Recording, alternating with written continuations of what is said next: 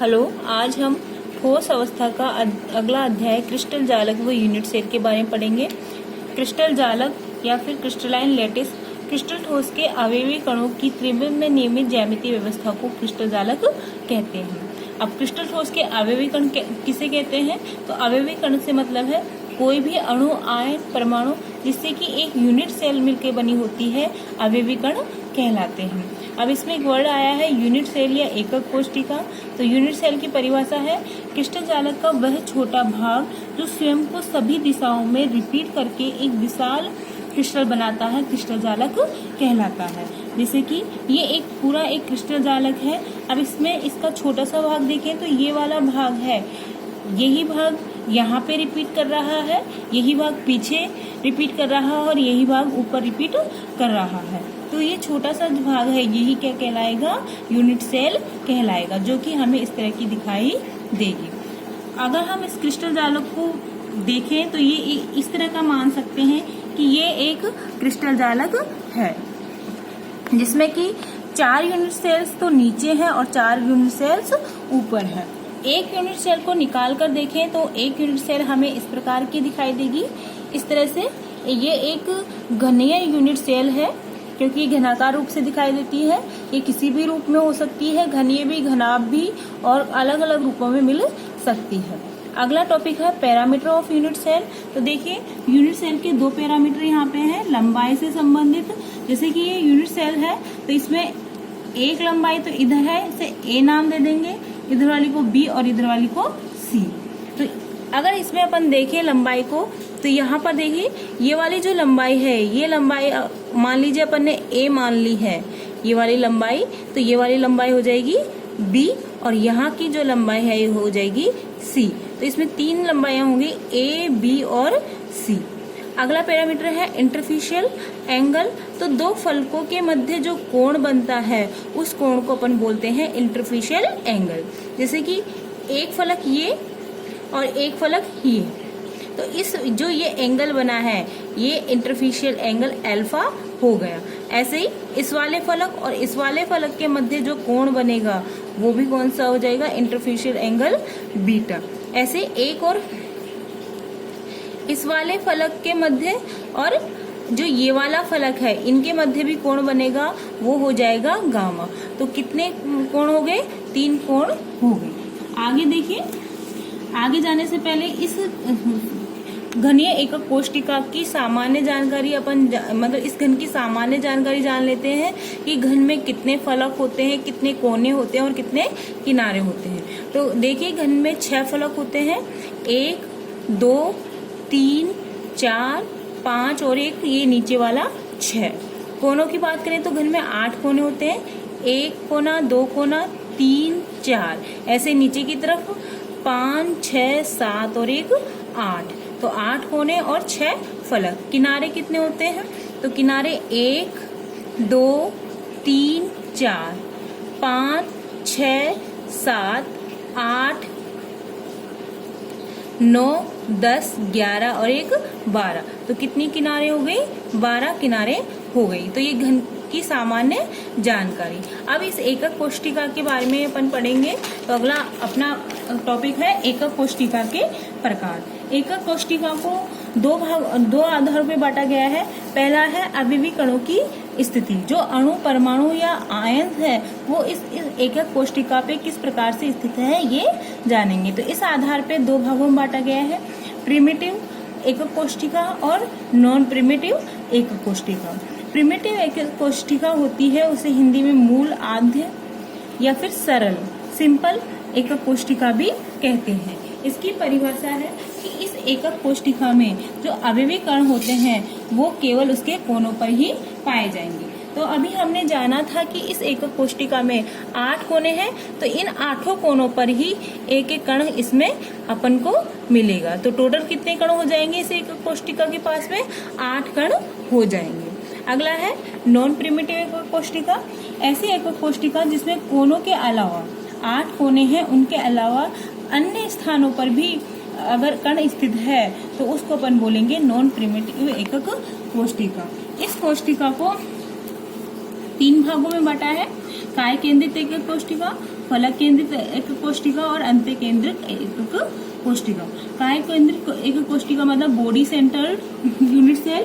तो इसमें अवयवी कण कोणों के अलावा कोशिका के केंद्र में, बिल्कुल केंद्र में स्थित होते हैं। तो 8 कोनों के अलावा बिल्कुल केंद्र में, जैसे कि आप एक कमरे में बैठे हुए हैं तो कमरों के 8 कोनों पर तो अवयवी कण है, साथ में जो बीच में आप बैठे हुए हो वो भी क्या है, एक अवयवी कण। तो टोटल अवयवी कण कितने हो जाएंगे, 8 कोनों के और एक बीच का टोटल अवयवी कण इसके पास में हो जाएंगे 9 हो जाएंगे।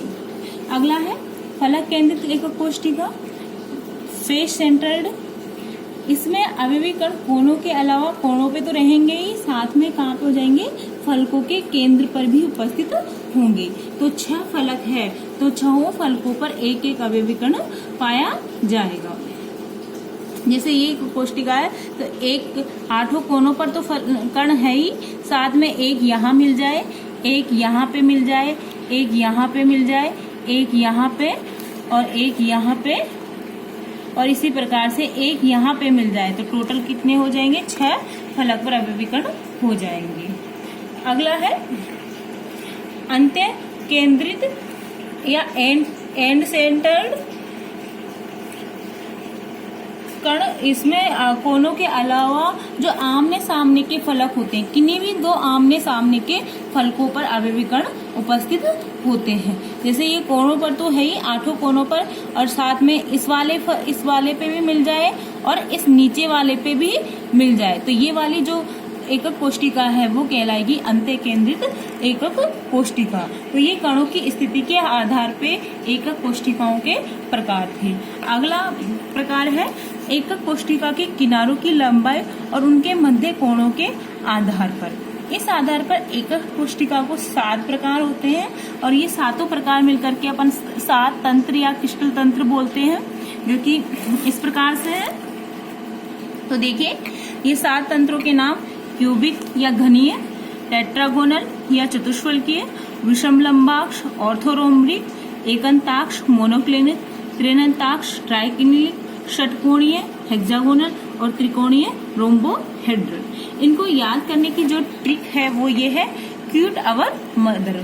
क्यूट CU से मिलके बनेगा क्यूबिक या घनीय, TE से मिलकर बनेगा टेट्रागोनल, O से मिलके बनेगा ऑर्थोरोम्बिक, MO से मिलेगा मोनोक्लिनिक, T से मिलके बनेगा ट्राइक्लिनिक, S से हेक्सागोनल, R से रोम्बिक। अब देखिए सबसे पहले घनीय एकक कोशिका। तो ये जो अपन ने ABC लंबाई देखी थी, घनीय एकक कोशिका में उन तीनों का क्या होती है, बिल्कुल समान होती है। और साथ ही जो उनके मध्य कोण होता है अल्फा बीटा गामा, वो कितना होगा, 90 डिग्री का होगा। मतलब दूरियां समान हो और कोण भी क्या हो, समान 90 डिग्री का हो।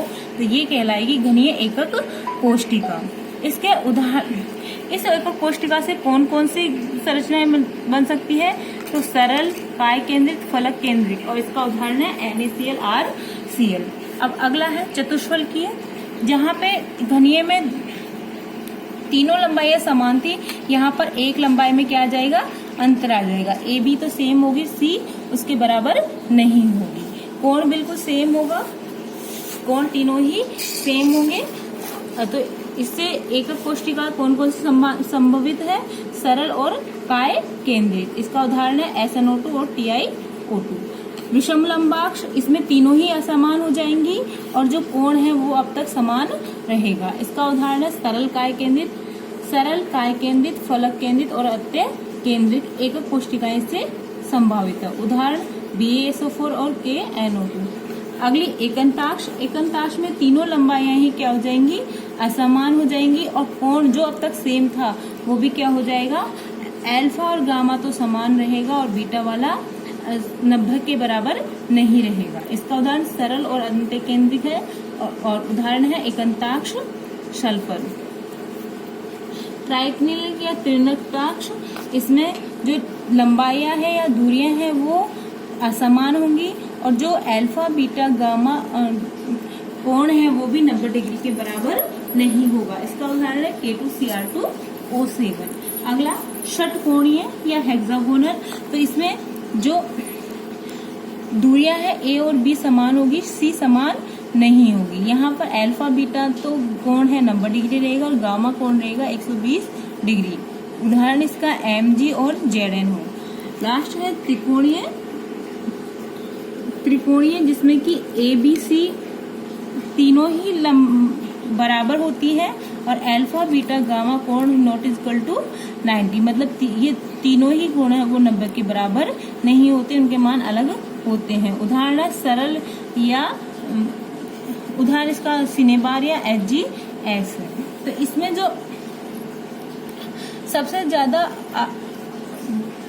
सम्मित अगर कोई एकक कोष्टिका है तो वो है क्यूबिक, क्योंकि इसमें दूरियां तीनों ही दूरियां समान होती है और तीनों ही कोण क्या होते हैं 90 डिग्री के होते हैं। और सबसे असम्मित की बात करें तो वो होती है त्रिनंताक्ष, जिसमें कि तीनों ही दूरियां हैं वो असमान होती हैं, बराबर नहीं होती हैं, साथ में तीनों ही कोण भी बराबर नहीं होते हैं।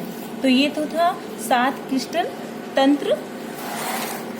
इन 7 क्रिस्टल तंत्र से ही ब्रेव नामक जो गणितज्ञ है, ब्रेविज नामक गणितज्ञ ने 14 प्रकार के जालक प्राप्त किए थे और इन जालकों को ही अपन क्या बोलते हैं, ब्रेव क्रिस्टल। मूल क्रिस्टल जालक के साथ अन्य जालकों को सम्मिलित करने पर 14 प्रकार के जालक प्राप्त होते हैं, जिन्हें फ्रेंच गणितज्ञ ब्रेविज ने विकसित किया था। तो इन्हें क्या बोलते हैं अपन, ब्रेव क्रिस्टल कहते हैं। अगला अपना जो टॉपिक है वो है घनीय एकक कोष्टिका में अवयवी कणों की संख्या।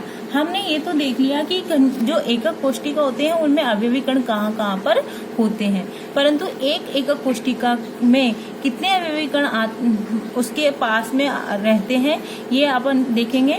तो सबसे पहले है सरल घनीय कोष्टिका, सिंपल क्यूबिक सेल, और इसको शॉर्ट में बोलते हैं SCC।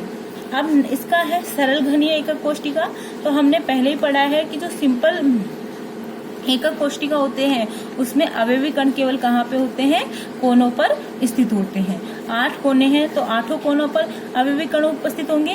तो अब हम देखते हैं कि इस एकक कोष्टिका के जो ये कोनों पर अवयवी कण हैं वो इसके हिस्से में इस कोने के अवयवी कण का कितना भाग आ रहा है। तो आप देखिए, जैसे कि ये है, यहाँ पर मान लीजिए कोई कण रखा हुआ है इस जगह पर, यहाँ पर एक गोलाकार रूप में कोई कण रखा हुआ है, तो वो जो गोलाकार कण है वो किन किन के हिस्सों में, उसका एक भाग इसको भी छुएगा, एक इसको भी छुएगा और एक इसको भी छुएगा, मतलब चारों के हिस्से में आएगा। तो इनके हिस्से में कितना हो गया, 1/4 आ गया। इसके 1/4, इसके 1/4, इसके 1/4 और इसके 1/4। अभी वो ऊपर भी है, ऊपर भी निकला हुआ है अवयवी कण। जैसे कि हम मान लें कि ये कोई अवयवी कण यहाँ पर स्थित है, ये अवयवी कण है, तो इस अवयवी कण को देखिए, ये इन चारों को छू रहा है, साथ में इसके ऊपर जो 4 है उनको भी ये छुएगा। इस तरह से चारों के हिस्से में आएगा। तो 4 तो नीचे और 4 ऊपर, मतलब कितनों को छू रहा है ये, 8 को। तो इसके हिस्से में कितना आएगा, 1/8। एक एकक कोष्टिका के हिस्से में कितना भाग आएगा अपन देखें तो 1/8। तो अवयवी कणों की संख्या निकालने का सूत्र है एक कोष्टिका में हिस्सा इंटू टोटल अवयवी कण। तो कोनों पर जो अवयवी कण होते हैं वो एक कोष्टिका में कितना हिस्सा देते हैं, 1/8। और कुल अवयवी कण कितने हैं, 8 है। तो 8 से 8 कट जाएगा और एक कोष्टिका में कितने अवयवी कणों की संख्या कितनी आ जाएगी, 1 आ जाएगी। अगला है काय केंद्रित घनीय एकक कोष्टिका। तो काय केंद्रित घनीय एकक कोष्टिका का मतलब है कि कोनों पर तो उपस्थित होंगे ही, उसके साथ में कहाँ पर उपस्थित होगा, एक कण बीच में मध्य में स्थित होगा। तो आपको अभी अपन ने सरल घनीय में पढ़ा कि जो कोनों पर स्थित होते हैं उससे जो हिस्सा अवयवी कण आते हैं कोष्टिका के हिस्से में वो कितने आते हैं, केवल 1 आते हैं। साथ में एक बीच में स्थित होने के कारण पूरा उसी के हिस्से में रहेगा बीच वाला, तो क्योंकि वो किसी और एकक कोष्टिका को नहीं छू रहा इसलिए। तो इसके पास बीच वाला खुद का 1 और कोनों से मिलके आया 1, तो टोटल अवयवी कण कितने हो गए, 2 हो गए। अगली है फलक केंद्रित घनीय एकक कोष्टिका, फेस सेंटर्ड सेल, इसको बोलते हैं FCC। तो फलक केंद्रित का अर्थ है कि कोनों पर स्थित हो, साथ में फलकों के मध्य।